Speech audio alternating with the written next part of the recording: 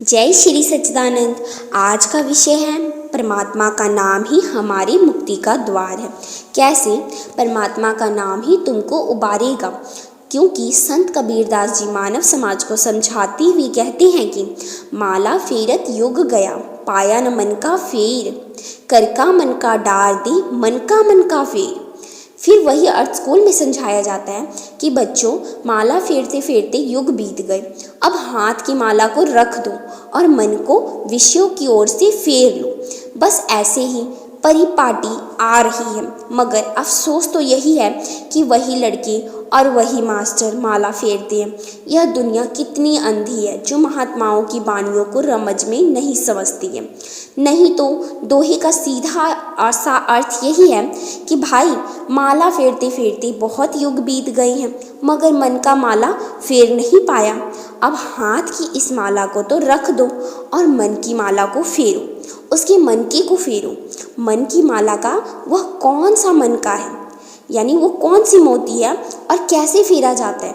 दुनिया के लोग अंदर की उस माला को और उसके मन की को नहीं जानते। यदि जानते होते तो कभी भी माला नहीं फेरते। पर माला के फेरने से कोई लाभ भी तो नहीं होता है, क्योंकि बिना गुरु के धारण किए जो भी कुछ किया जाता है वह सभी निष्फल होता है। गुरु बिन माला फेरता, गुरु बिन करता दान, गुरु बिन सब निष्फल गया, बूझो वेद पुराण। जो निगुरा सुमिरन करे, दिन में 100 बार, नगर नायिका सत करे, जरे कौन की लार। वेद पुराण आदि सभी शास्त्र यही कहते हैं कि निगुरा आदमी जो कुछ भी दान पुण्य आदि शुभ कर्म करता है वह सब निष्फल हो जाता है। क्योंकि निगुरा आदमी चाहे दिन में 100 बार माला फेरे, देवताओं का पूजन ध्यान करे, यज्ञ हवन करे या तीर्थों में भ्रमण करे, मगर उसका मन दुनियादारी की बातों का ही स्मरण करता रहेगा। माला तो कर में फिरे, जीव फिरे मुख माही, मनवा तो दशो दिशी का फिरे, यह तो सुमिरन नाही।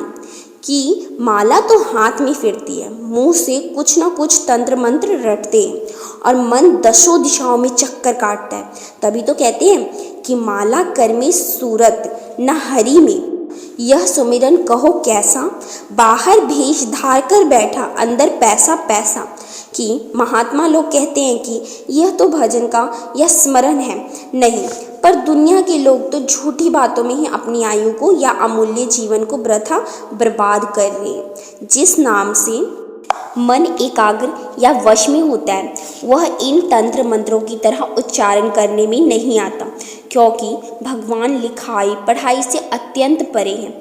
उस नाम को जपने में जिह्वा और होठ की जरूरत ही नहीं पड़ती, और ना ही वह नाम किसी भाषा से उत्पन्न हुआ है, बल्कि उस नाम की सहायता से ही सभी तंत्र मंत्र और भाषाएं उत्पन्न होती हैं। इसीलिए उस नाम को अखंड या बीज मंत्र कहा गया। आदि नाम निज मूल है और मंत्र सब डार, कहे कबीर निज नाम बिन बड़ मुआ संसार। शीर रूप सतनाम है, नीर रूप व्यवहार, हंस रूप कोई साध है, तत्का जानन हार। वेदों में उसी नाम को शब्द ब्रह्म कहा गया है। वेद तो ब्रह्म या ऋषियों के बनाए या लिखे हुए हैं, मगर वह अविनाशी नाम तो 16 स्वर और 36 व्यंजनों से अत्यंत परे है। जिन शब्दों को हम पढ़ते हैं वो उनसे भी परे हैं। शब्द बराबर धन नहीं, जो कोई जाने मेल, हीरा तो दामों बिके, शब्द का मोल न तोल। वह नाम तो बहुत ही विचित्र है। उस नाम के स्मरण मात्र से ही पापी से पापी और नीच से नीच व्यक्ति भी महान और पवित्र और धर्मात्मा बन जाते। उस नाम का स्मरण करके रत्नाकर ब्रह्म ऋषि कहलाया। पापी अजामिल और नीच कर्म करने वाला गणिका का उसी नाम का स्मरण करने से उद्धार हो गया। ध्रुव और प्रहलाद ने उसी नाम का स्मरण करके भगवान को प्रसन्न किया। जिन नामों को आज दुनिया के लोग पवित्र समझकर जपते हैं, इनमें से कोई भी नाम पवित्र नहीं है, क्योंकि इनके जपने से ना तो किसी का मन पवित्र हुआ है और ना हो रहा है, और न भविष्य में इन तंत्र मंत्रों या नामों से किसी का मन पवित्र होगा। ये सभी नाम तो अपवित्र हैं, क्योंकि जिस किसी का भी मन नाम या मंत्र का कोई एक व्यक्ति पंथ समाज या महजब सच्चा और पवित्र समझता है तो उसी नाम को दूसरा महज झूठा और अपवित्र समझ बैठा है। जैसे कि राम राम, सीता राम, राधे श्याम या ओम ओम कहने को हिंदू अच्छा समझते हैं, किंतु मुसलमान और ईसाई ऐसा कहने वाले को काफिर समझते हैं। मुसलमान खुदा खुदा, अल्लाह अल्लाह या मोहम्मद साहब कहना अच्छा समझते हैं, मगर हिंदू लोगों को ऐसा कहना अच्छा नहीं लगता। हिंदुओं में राम राम या कृष्ण कृष्ण कहने में को ही आर्य समाजी भगवान का भजन या भक्ति नहीं समझते।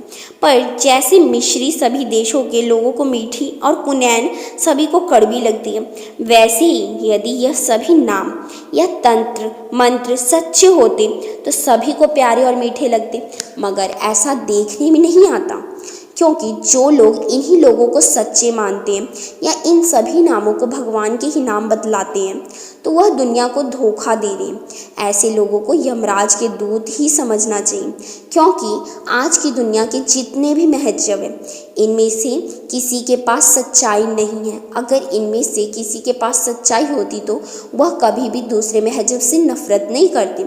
झूठे साधनों में लगने का कारण ही संसार में महजबी झगड़े हो रहे हैं। तुम मानो या न मानो, पर दुनिया के सभी तंत्र मंत्र और नाम 16 आने झूठे हैं। जिस नाम की महिमा संतों ने गाई और उसके लिए कबीरदास जी भी कहते हैं कि सुमिरन सूरत लगाए कि मुख तो कछे नहीं बोल, बाहर के पट दे के अंतर के पट खोल। आँख कान मुख बंद कर नाम निरंजन ले, भीतर के पट तब खुले जब बाहर के पट दे। आप लोगों को ये सत्संग सुनने में काफ़ी अच्छा लग रहा होगा, क्योंकि यह हमें भगवान का सच्चा नाम बता रहे हैं। इस वीडियो में बहुत ही अच्छे से राम नाम की जो महिमा है और नाम किस तरह का होना चाहिए, कैसा होना चाहिए, उसकी महिमा के बारे में बताया गया। इसे हम ज़्यादा से ज़्यादा तब जानेंगे जब हम सद्गुरु देव जी को अपनाएंगे, उनसे ज़्यादा से ज़्यादा जुड़ेंगे, उनके सत्संग को श्रवण करेंगे, उस पर रमज करेंगे, तभी हम असली नाम यानी सच्चे नाम की प्राप्ति कर सकेंगे। तो ज़्यादा से ज़्यादा सत्संग से जुड़िए और मेरी वीडियो को लाइक कर देना अगर अच्छी लगी हो तो। और अगर आप चैनल पे नए हैं तो मेरे चैनल को सब्सक्राइब कर लीजिए। और आप सभी को जय श्री सच्चिदानंद, जय श्री सच्चिदानंद।